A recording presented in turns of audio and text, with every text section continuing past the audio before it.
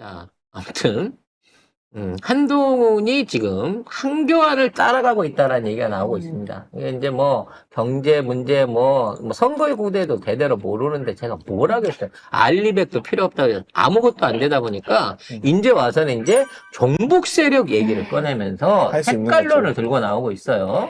네, 한동훈이 민주당과 위성정당을 꾸린 소수정당은 종북 세력이라면서 총선에서 이기면 국정원의 대공 수사권을 회복시키겠다고 말했습니다.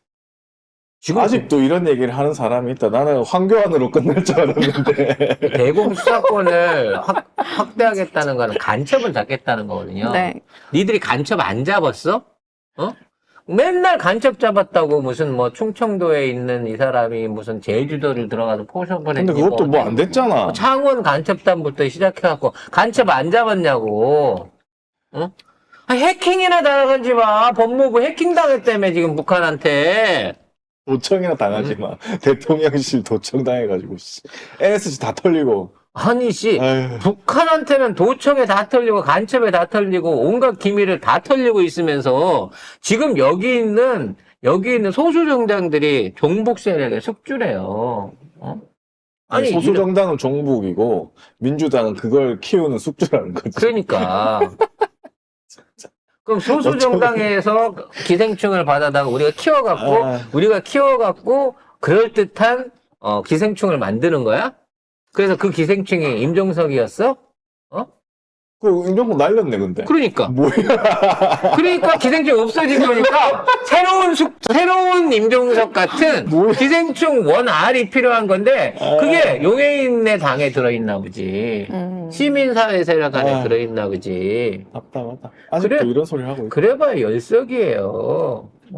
니네들이 아니, 그, 대놓고 그러면, 지금 있는 상황에서, 민주당 안에 누가 정북 세력인지 얘기를 해보라고. 아니, 그러면 신고를 해가지고, 수사를 해보세요. 종북인지. 그 가면 말만 씨부르지 말고. 아니, 민주당 뭐야, 저기 무슨. 알지? 김건희부터 수사를 해야지. 김건희가 종북 북한 조작에 활동하는 넘어가가지고 디올백 받았으니까 김건희부터 조사해야지. 최재형 목사. 북한 공작금으로 사온 거라며. 그걸 받았잖아. 너 우리 엄마한테 그렇게 문자 보냈더라? 북한에서 공작금 받아갖고 디올백 사줘가지고 그걸로 도청했다고? 종북 세력 숙주가 저기 있네. 대통령실에 있네. 아이고, 진짜. 숙주가 아니라 직접 포섭돼가지고 지금 통일을 나서겠다고 하는 사람, 통일 문제에 적극적으로 나서겠다는 사람이고 지금 북한을 도와갖고 북한이 지난 50년 동안 못 이뤘던 극적인 전략 무기 완성과 고립돼 있는 관계를 해소해 준 사람이 윤석열이래잖아. 그럼 그런 놈을 잡아내야지. 니네는 숙주가 아니라 종북 세력의 몸통이야. 니네 조합이. 천공도 잡아내야 되고. 에휴. 아무튼 뭐. 근데 이런 거 한다는 거는 할 게 없다는 거예요. 왜냐면 아까 이 앞에 한동훈이 지금 물가 문제로 국민 걱정 크다 이렇게 얘기한 거 뭐겠습니까? 돌아다녀 보니까 안 좋거든. 그럼 민생 얘기 안 하니까 안 좋거든. 안 좋거든. 이재명이 나쁩니다. 이재명은 범죄자입니다. 이재명이 사천합니다. 라고 했는데 씨알이 안 맥히는 거야. 그러니까 할 수 있는 말은 이거밖에 없는 거예요. 결국에 종북 가는 거고 황교안처럼 뭐 나중에 이제 저까지 가겠지. 부정선거 나오겠지. 그래서 지금 얘네들이 중도나 진보층에 있어서의 자기 지지율들을 열심히 깎아먹고 있다니까. 이런 최상의 조합이 없어요, 민주당 보기에는. 윤석열이가 900조 좀 흔들고, 한동훈이가 나와서 까딱까딱 대가리 한번 흔들어주면, 표가 뚝뚝뚝뚝 떨어지고 있단 말이야. 그래서 여기에 이제 김건희까지 나타나서 삼두마차로 흔들어주면 이 총선은 해보나 마나의 분위기로 가는 건데 지금 이 상황에서 민주당하고 뭔가 어떤 비례연합당이라든지 조국 혁신당하고의 시너지들이 보여지는 수치들이 나오니까 이거를 이제 이간질 하다 못해서 정북의 숙주다라고 몰고 가고 있는 거죠. 아휴. 북한에서 온 사람들 의원 시켜준 게 저쪽 당인데 강남에서 태용도 뽑아줬잖아요. 태용호 진짜 이번 구로에서 몇 %나 얻을지 모르겠네요. 나가겠죠. 자, 이런 와중에 대통령 기록관을 또 압수수색한다고 합니다. 이게 이제 문재인 정권 관련해가지고 그 안에서 뭘 시비를 또 걸어보겠다는 거죠. 내용은 그러니까 울산시장. 고래고기, 울산시장 선거 당시에 고래고기 관련된 수사를 했던 것도 하고 했던 것도 하고. 문정부가 시켜갖고 했다. 문재인 대통령이 시켜서 했다. 아니다. 조국이 시켜서 했다라는 걸로 몰고 가려고 하는 거죠. 요거는 문정부와 조국 전 장관을 동시에 털기 위한 짓거리가 아닌가 싶어 보여요. 네, 서울중앙지검 공공수사 2부는 세종시 대통령 기록관에 검사와 수사관을 보내 문재인 정부 청와대에서 생산한 지정 기록물 등을 확보했다고 합니다. 당시 울산시장 선거에 개입한 의혹을 받았지만 재판에 넘겨지지 않았던 임종석 전 비서실장과 조국 전 민정수석 등에 대한 검찰 수사를 시작할 모양입니다. 얘네들이 얼마나 스케줄을 잘 짜고 있었겠냐고. 만일 진짜. 임종석이 선거 이제 공천을 받았잖아요. 네. 그럼 요 시기에 임종석과 같이. 조국을 같이 딱 이렇게 엮어가지고 하면 기가 막힌 거야. 아까 얘기한 운동권하고 정부하고도 연결되고 모든 게 다 되는 거야. 이게 4년 전에 끝난 거예요. 아이고. 진짜. 그래서 이 사건을 갖다가 다시 꺼내기 위해서, 그러니까 얘네들은 시나리오가 다 있었는데, 네. 이게 공천 개혁을 통해서 임종석이 무슨 족적 족저근막염. 근막이요?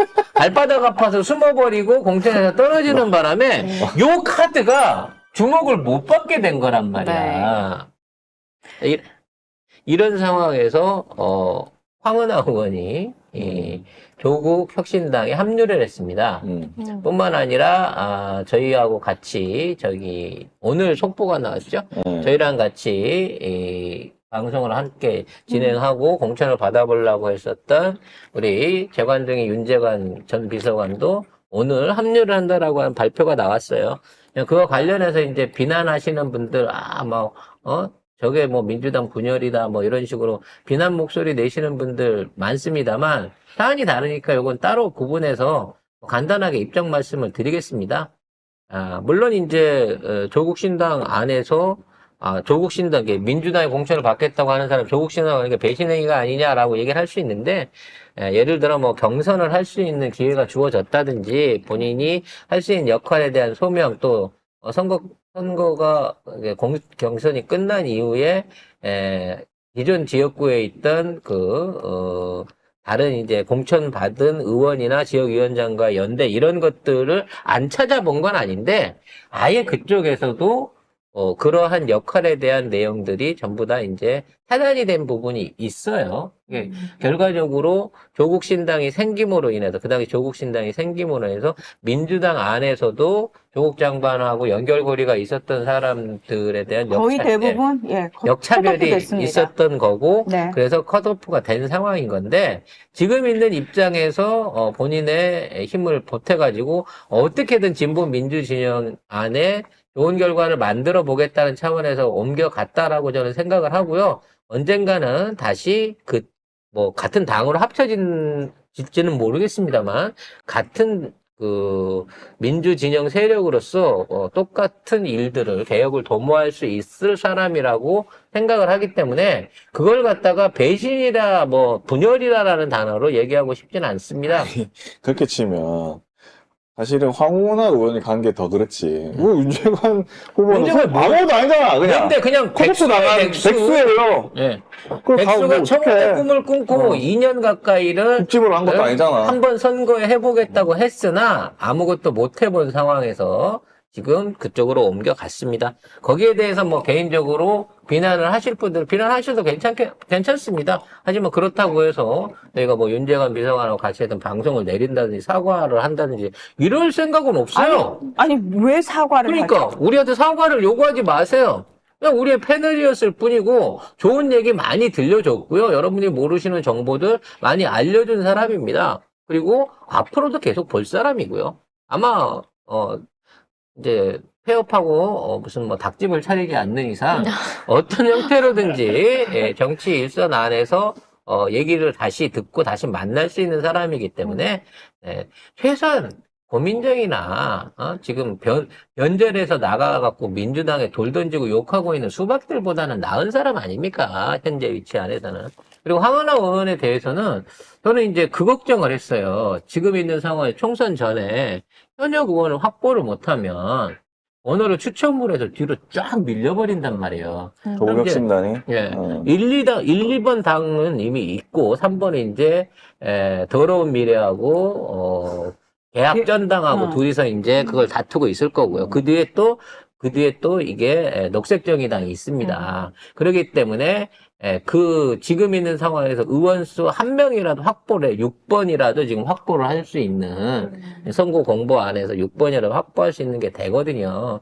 그러면 이제 찍는 사람들도 이게 이제 얼마나 많은 당들이 이번에 그 비례로 등록할지는 모르는데 그 비례로 해서 올라오는 당명들이 뭐 20개도 넘게 나올 수도 있어요. 진짜 맞아요. 이번 선거에는. 맞아요. 그럼 이제 추첨을 잘못해갖고 예를 들어 18번, 20번 때 내려가면 찍어주려고 해도 찾기가 힘들어요. 그럼 최소한 5, 6번 이 수준 안에 들어가려고 하면 현역 의원은 사실 좀 필요했었다는 거죠. 그래서 저는 누가 그 총대를 맬까? 예전에 이제 의원 꺼주기라 그래갖고 그런 꺼주기. 것들도 했었잖아요. 근데 그래서 김대중 대통령 때. 그래서 이게 이런 전례가 되면 또 이게 비난거리가 될 수 있을 건데라고 생각을 했는데, 뭐, 황운하 의원은 전 민주당 소속이고, 지금 뭐 어떠한 이유로든지 본인의 입장을 밝히게 밖에 나가 있는 거기 때문에, 저는 뭐 황운하 의원뿐만 아니라, 김남국, 그분이 나와갖고 뭐 비례를 받아서, 다시 당선이 된다라는 기대보다도, 김남국 의원이나 뭐 지금 무소속에 가 있는 의원들이 어떤 형태로든지 조국신당의 힘을 좀 보채줬으면 좋겠어요. 조금이라도 땡기게. 어떻게 진짜 녹색정의당만 제껴버리면, 5번까지도. 앞으로 좀. 앞으로 좀 번호를 땡길 수가 있는데, 6번이라도 차지하기 위해서 황운하 의원의 지금 입당이 상당히 의미가 있는 행위라는 거예요. 그래서 많은 분들이 이제 황운하 나와서 비례받는 거 아니에요. 그거 전제로 거래해갖고 들어가신 거 아니에요. 그분 불출마 선언하신 분이잖아. 네, 그렇기 때문에, 진짜 지금의 어떤 여론조사 지표를 보면 처음에 여론조사 조작해서 만들어낼 때는 민주당이 쭉 빠지고 그걸로 인해 가지고 국진당하고 민주당하고의 비례 안에서의 진보 진영, 보수 진영의 비례 비율이 6대4로 막 이렇게 나오기도 하고 그랬었는데 지금은 어찌 됐거나 조국 혁신당하고 민주당을 합치면 비슷하거나, 이게 보수 과표집 안에서도 비슷하거나 앞서고 있는 걸로 나오고 있기 때문에 지금 있는, 어떤 시너지들을 이어가는 게 맞다는 거예요. 나중에 어찌됐거나, 뭐 배신한다, 어쩐다, 뭐 이런 말씀 하시는 분들도 있는데 나는 대려 조국 혁신당이 배신 없이 민주진영에 또는 우리 국민들이 바라는 검찰 개혁에 목소리를 가장 잘 내줄 수 있다라고 기대하고 있습니다. 그렇다고 해서 지금 비례를 그쪽에 찍으라는 얘기는 아니에요. 거긴 자기들이 알아서 제3지대에 있는 표나 중도에 있는 표, 보수에 있는 표들을 갖고 올 수 있을 만한 능력이 있습니다. 그리고 그걸 목표로 하고 있고요. 그래서 이 부분에 대해서 너무 원색적인 비난, 1차적인 비난은 자제하시는 게 좋을 것 같습니다. 아니, 뭐, 실망할 수밖에 없죠, 사실은. 민주당에 있었으면 더 좋은 자원으로 쓸 수 있겠다 생각도 드는데, 근데 뭐, 조국혁신당이 지금, 뭐, MBS 조사 같은 거 보면은, 중도에서 조국혁신당이 한 10%가 나온대요. 그리고 진보 10, 중도 9, 보수 2, 이런 식으로, 그러니까, 지지하던 정당이나 이런 것들이, 그러니까 민주당에도 안 가고, 다른 국진당에도 안 가고, 그리고 사실은 정의당이 없어졌잖아요.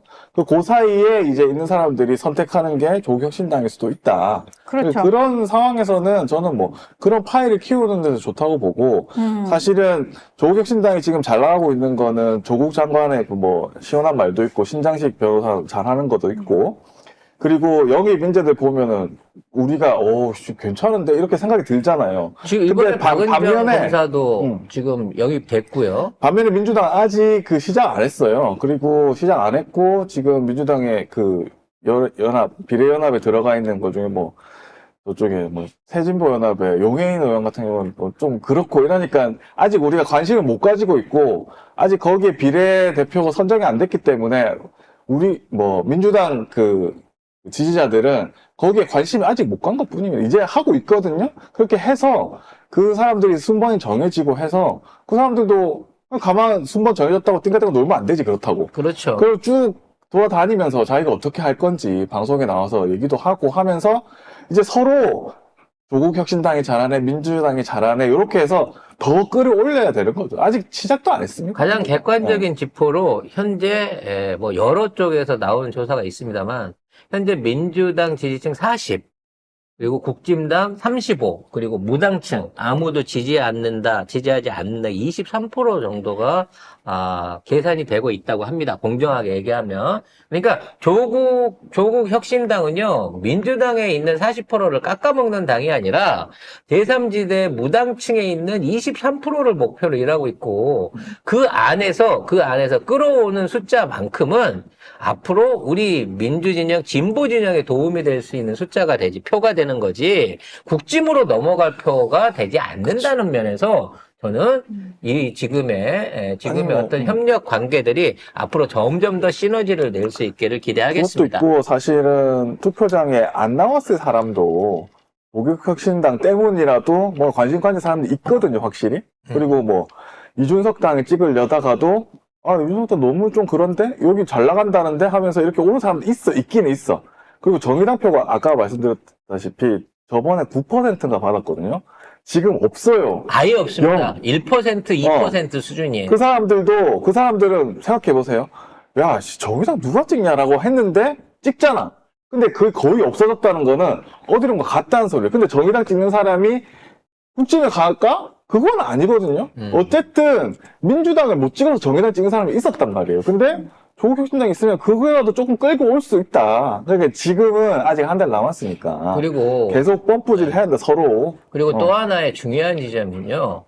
지금 그 더러운 미래와 이 계약전당 이 두 애들이 삼지대 안에서 계속 표를 못 모으고 있어요. 물론 이준석 같은 경우에는 6%까지도 계산이 됩니다만 이낙연은 3%도 못 모으고 있으면서 30석을 당선을 시키겠다는 개소리를 또 오늘 꺼내놨더라고요.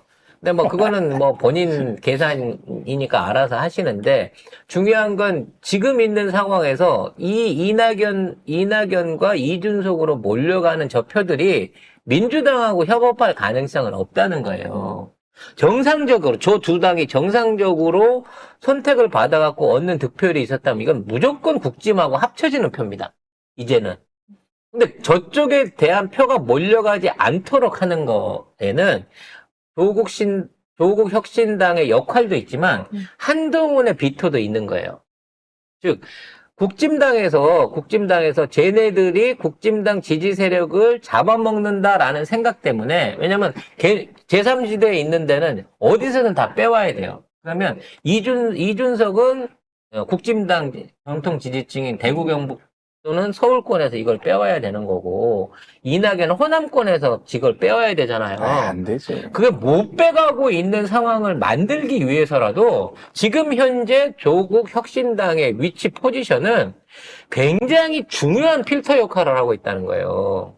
그래서 지금 어떠한 형태로 그러니까 그 한동훈이 준석이를 좀 받아갖고 대 쪽으로 빠져나갈 수 있는 표들을 일단 어떻게 좀 몰아준 다음에 쟤를 흡수를 할까라는 생각을 하다가도 지금 그 생각하다가 준석이 풀어주면 준석이한테로 갈게 조국한테로 가겠구나 이 두려움 때문에 준석이하고 이낙연에 대해서는 아예 언급을 안 해요.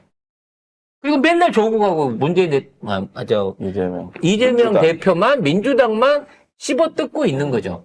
그렇게 되기 때문에 대려 이쪽에 대한 그 유입이 상대적으로 많아질 수 있는 구도를 만들고 있다는 겁니다. 이게 가위바위보를 했을 때 이 하나가 더 있는 이게 바둑에서 비기라고도 하고 바둑에서 패라고도 할 수 있는 그 패의 역할을 나는 조국혁신당이 너무 잘하고 있다라고 개인적으로 평가하고 싶어요. 아니, 그리고 민주당 비례연합당이 후보 돼가지고 돌아다니기 시작하면 또 달라질 거예요. 지금은 조국 신당 차례고 민주당 차례는 좀 이따 옵니다. 곧 옵니다. 자, 우리가 민주당을 통해 가지고 몰빵으로 이겨야 되는 건 맞습니다. 우리 지지자도 민주당 지지자 다 당연히 그렇게 해야 되는 거죠. 그리고 저희 송작가 TV도 그러한 어떤 승리를 위해서 지금까지 노력해왔고 앞으로도 노력할 겁니다. 옷 입고 있잖아. 네. 안에도 파란색이에요. 그래서 그 송작가 TV에서 이제 주력해서 그 밀고 있는 후보들이 우리 부산 경남권에 있는 후보들이었잖아요. 근데 이제 저희 그 압박 면접에 출연했던 분들 중에 이제 5분 정도가 이번에 공천이 됐어요. 부산 지역 안에서. 그래서 이분들에 대한 어떤 지원 활동을 위해서 송작가가 갑니다. 그래서 이제 평일날은 방송을 해야 되니까 주말에 부산의 유사 현장을 따라다니면서 브이로그를 한번 찍어보려고 기획을 하고 있어요. 당장 내일 모레는 그 부산 진구의 이현 후보를 따라다니면서 아침 6시 반부터 한다고 하니까 밤 9시까지 한다고 하니까 자, 어떤 선거 운동을 하고 있고 지역에 있는 주민들, 부산에 있는 주민들은 어떻고, 아울러 이게 약간 송 작가의 동네 한 바퀴처럼 그 유세 지역을 따라다니면서 브이로그를 찍어가지고, 부산 민심도 들여다보고, 지금 변화하고 있는 바람이 실제 실존하는지를 현장에 계신 분들의 호흡 한번 들어보고 싶어서, 송 작가가 간다. 이게 그 총선 현장을 간다라는 프로그램을 주말마다 제가 찍어가지고 진행을 하려고 준비를 하고 있습니다. 파란 잠바 입고 갑니까? 일단 이번에는 이제 민주당 잠바 그 받은 거 이 국장 입고 있는 거를 했고요. 제가 바람막이를 하나 맞췄습니다. 맞췄어요? 네, 그래서 민주당 바람막이 컬러에 여기에 차마 가슴에 못 붙이고 송 작가? 팔뚝에 송작가 TV를 붙여서 네, 전용 잠바 하나 장만했습니다. 네, 아까 나보고 색깔 고르라고 했던 게 그거였어? 네, 그거였죠. 네, 그래서 앞으로 이거 판매할 계획은 없고요. 자, 현장에서 만나시는 분들, 지지하시는 분들, 같이 하시는 분들하고 같이 입으려고 단복처럼 준비를 했습니다. 네. 네, 이번에 갔다 와서 이제 다음 주부터는 그 옷을 입고 현장에서 부산 지역 쪽 후보들, 왜냐면 내 맘 같으면 전국 다 돌고 싶지만 책임감을 가지고 부산 지역 후보들 후원을 위해서 송 작가의 동네 한 바퀴 이번 주에는 부산 진구를 한번 방문을 해서 여러분들과 함께 보실 수 있도록 영상을 준비하겠습니다.